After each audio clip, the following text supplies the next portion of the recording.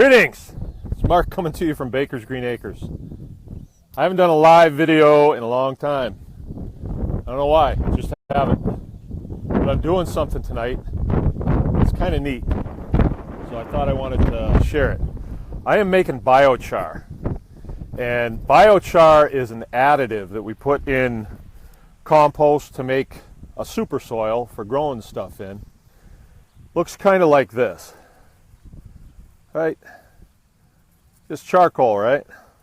But it's a little different. It's made in an oxygen-deprived environment.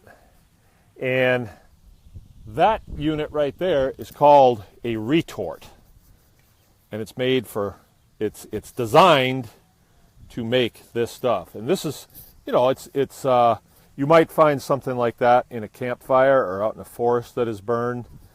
But this, I can load about 1,000 pounds of wood into it, just junk wood. Actually, anything that's carbon-based you can put in there. So, you know, carbon-based unit, that's, we are. You know, bale of hay.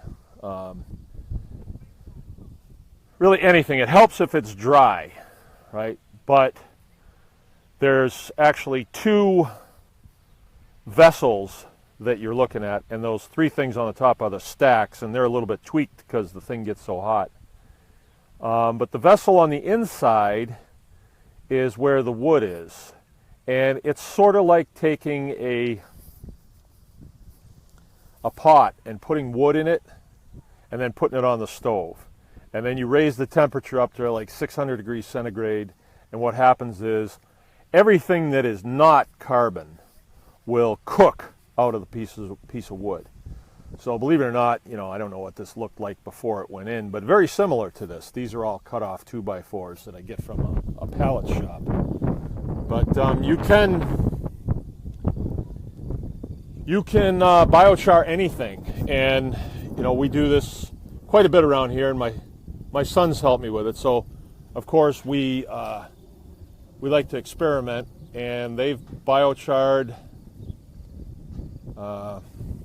a dead beaver one time, actually, and it worked out okay. All of the moisture will come out of the whatever it is, and all you'll have left is a totally black beaver that, if you want, you can break it in half very easily. This stuff is like extremely brittle, and that's because of the environment deprived of oxygen. So, you know, what do we do with biochar? What's the point of making biochar? Why go through all the trouble?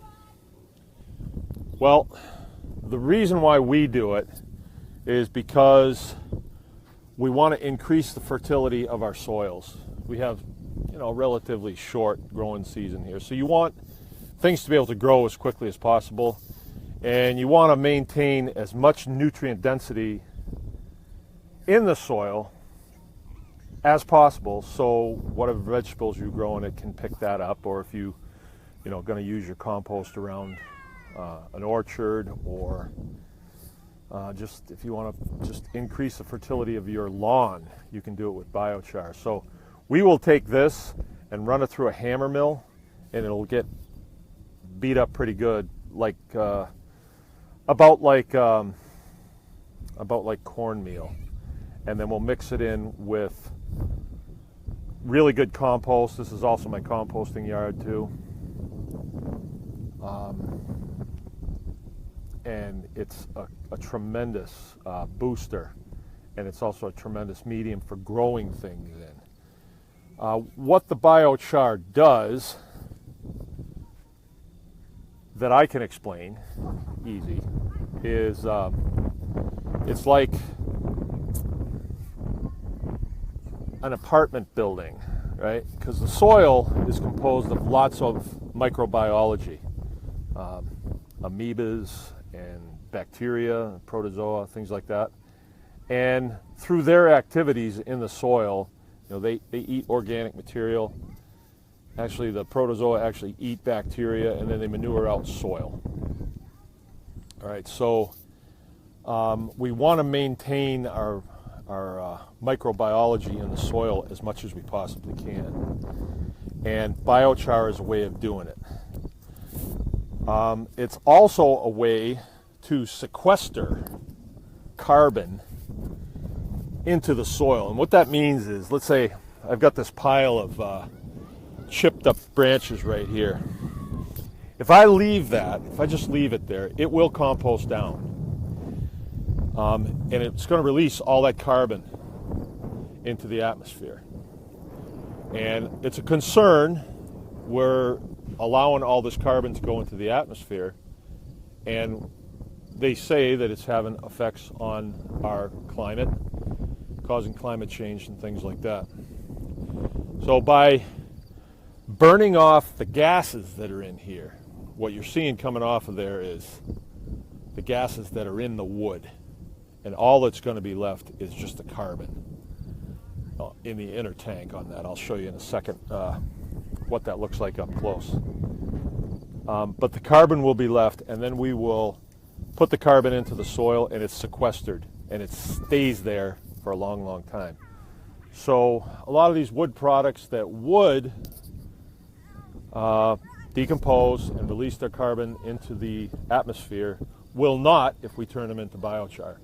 The smoke that's coming off there right now is just because I threw some stuff up on top to see if I could catch it on fire, just as an experiment. That may look a little bit red to you. It does burn kind of hot. This is what is known as a hydrocarbon flame. So the maximum we can get on that without adding any kind of oxidizer to it is about 1,300 degrees Fahrenheit. And I'm 5 feet from it right now, and I can tell you it's hot. So the components of this, on the outside you see this skin. This is just nothing more than corrugated steel. On the inside of that is an insulation called refractory, and it looks sort of like batting insulation that you'd have in a home, and that's put on, and then this goes over it, and this just holds it in place because the refractory is it's just floating against this outside tank here. There are two tanks here. One fits inside the other. All right. Now the one that's on the inside is solid on the top, and it's got an opening cut on the bottom of it. Let me move so I can show you a little bit better here. The bottom of the retort. Now there are passageways that go from the inner barrel, bottom of the inner barrel, to these holes here, and these holes are like mixing holes where as soon as oxygen gets in there, the gas that's coming out of those passages from the inner barrel flares off right there. And when it flares off, it creates more heat, and it heats up the inner barrel even more, releasing more gases. So the cycle goes like this. We start this off with some kindling wood, the same type of stock that's on the inner barrel. The inner barrel's got about 1,000 pounds of wood. And then all around the inner barrel, up against the inside of the outer barrel, is where the kindling wood goes. And then we'll get that lit off one way or another.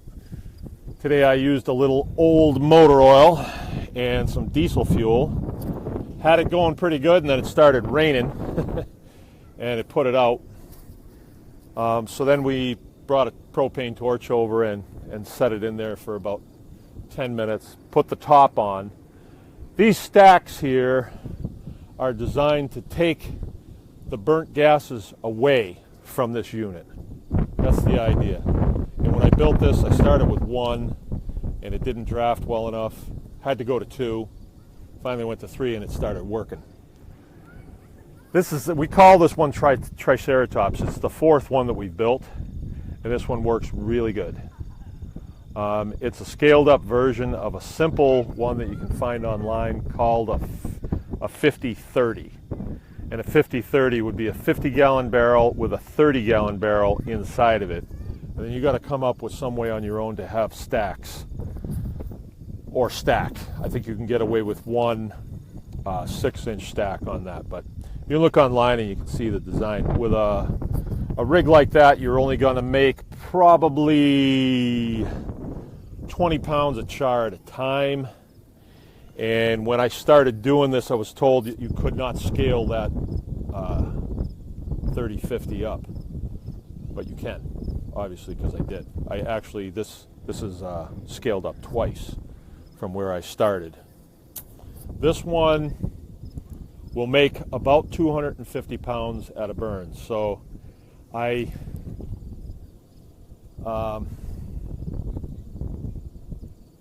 want to know who's watching your live videos? Swipe left to see your viewers. All right. Live viewers. Nobody. Nobody cares about biochar. Oh, well, I'll put it back where it was. All right, how's that? Oh, Sam. Hi, Sam. My son. You're supposed to be at football? What are you doing watching this? You should be home then if you're not at football. Where was I? This will make about 250 pounds of premium biochar. That's how they say it down south. Where I'm from, in New England, they call it biochar. Down south, they call it biochar. Around here, they call it biochar. Around the Midwest. You got to know how to talk, with the crowd that you're going to be in with. Yeah, about 250 pounds. When this is done flaring off, which it's not even close, really. I don't know if you can hear this, but it's got a bit of a roar to it.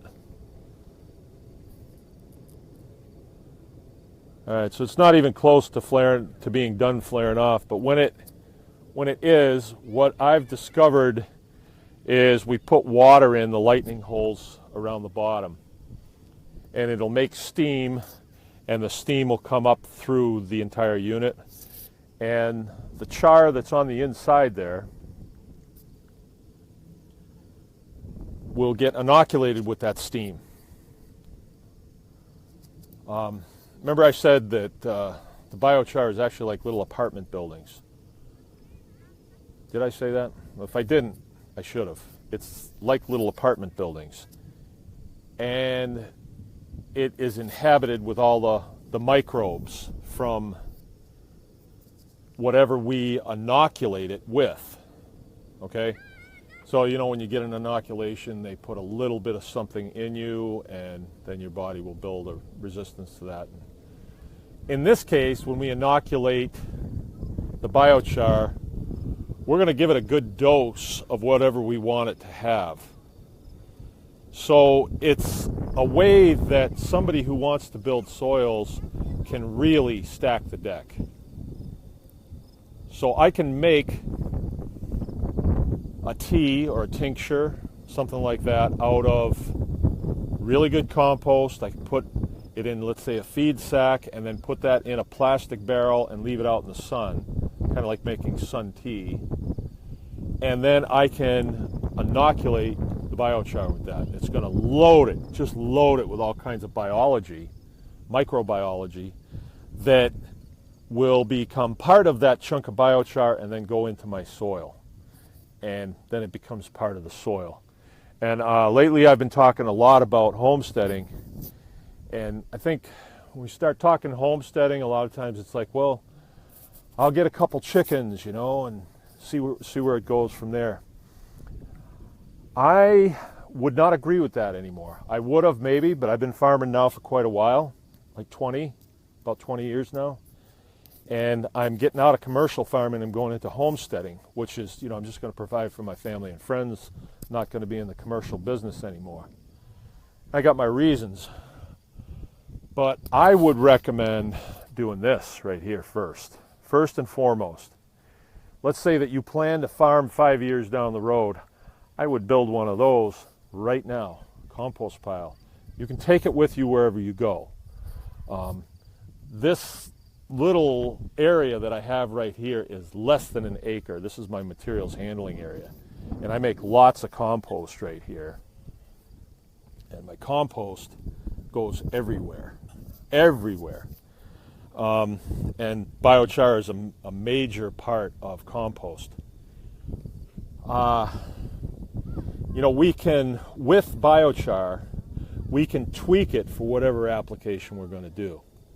What I mean by that is, let's say we're going to grow eggplants. They require something completely different than cherry trees. Completely different. I don't know right off the top of my head, but I can access that information pretty easily. Well, let's say that I want to grow tomato plants, and I know what tomato plants need. I can make a soil that's tailored for that tomato plant. If I want a big tomato that ripens quickly, I can do that. If I want one that's going to come on slow, I can do that. So biochar gives me the ability to add what I want to the base soil medium or compost that I'm building. And because it's a little apartment building made out of carbon, when you dissolve, let's say, certain salts in water and then add that to the biochar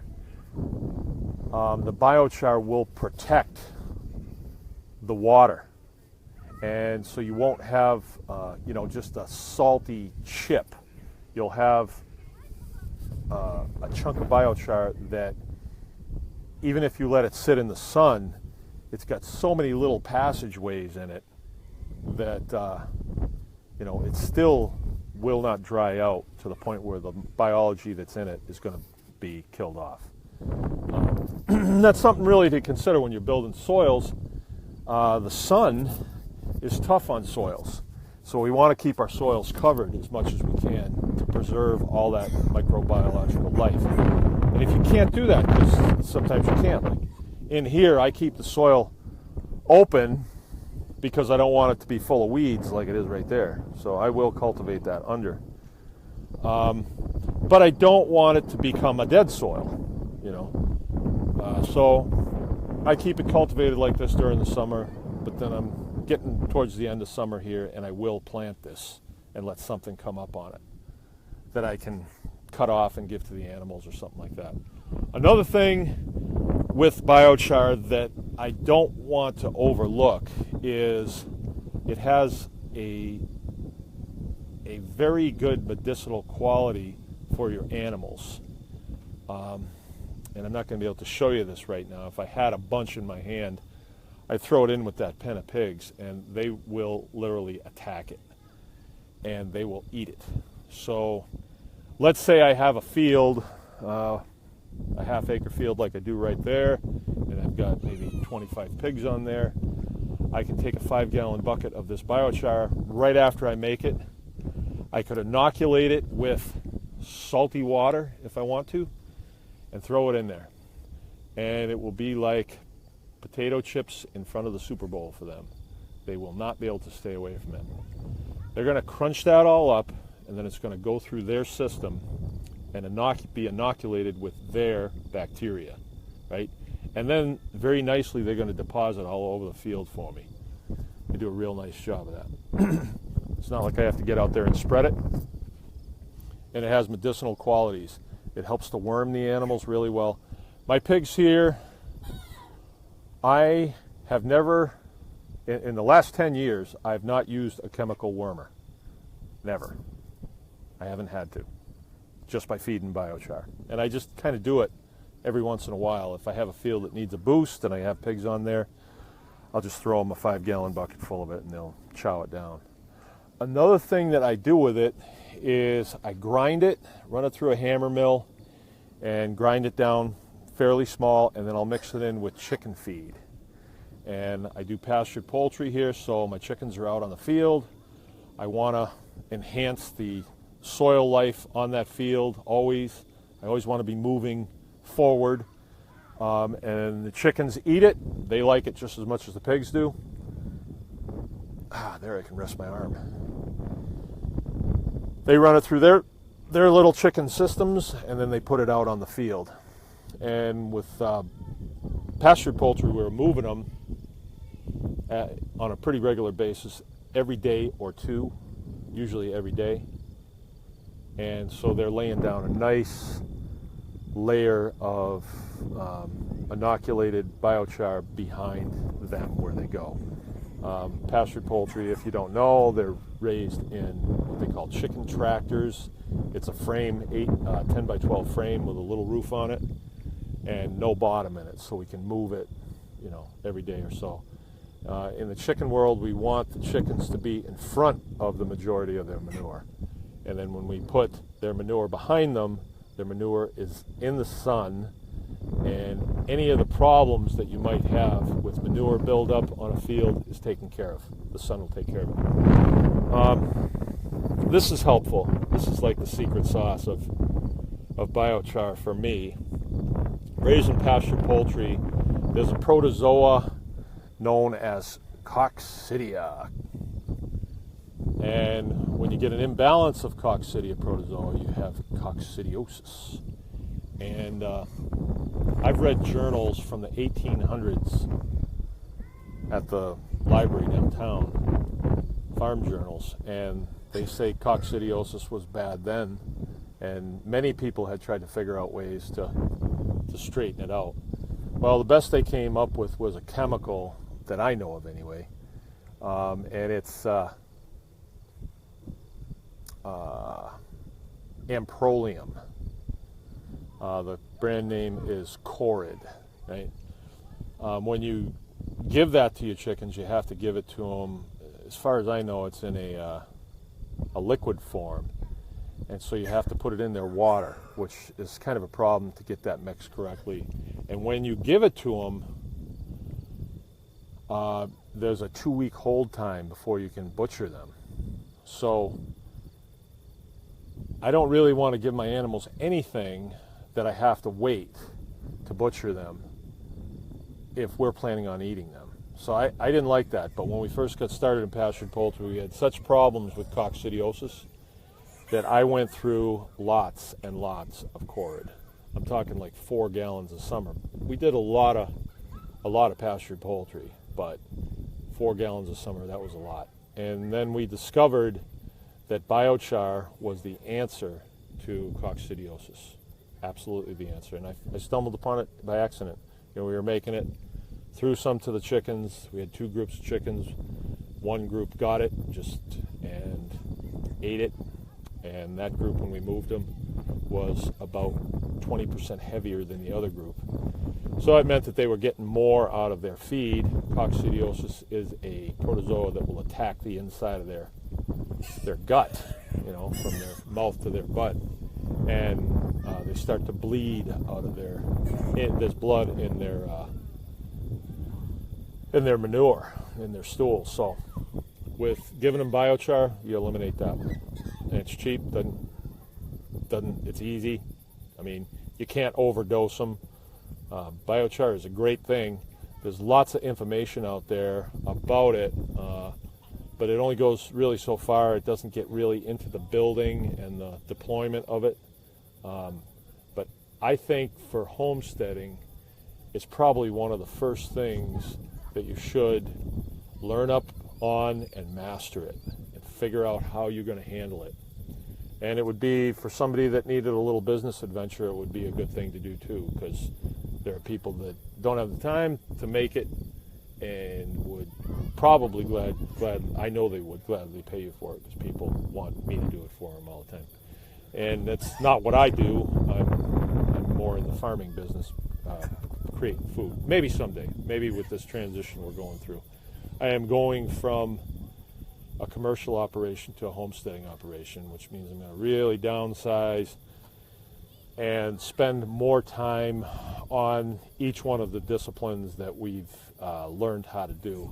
Go deeper into it, like pasture, go way deeper into it, because in commercial farming you're producing pieces, as many pieces as you need to meet your goals, and that's great. You learn a lot. But now I'd like to learn more about, making sausage out of chicken, different cutting techniques, different preserving techniques, smoking, things like that. And it's all stuff where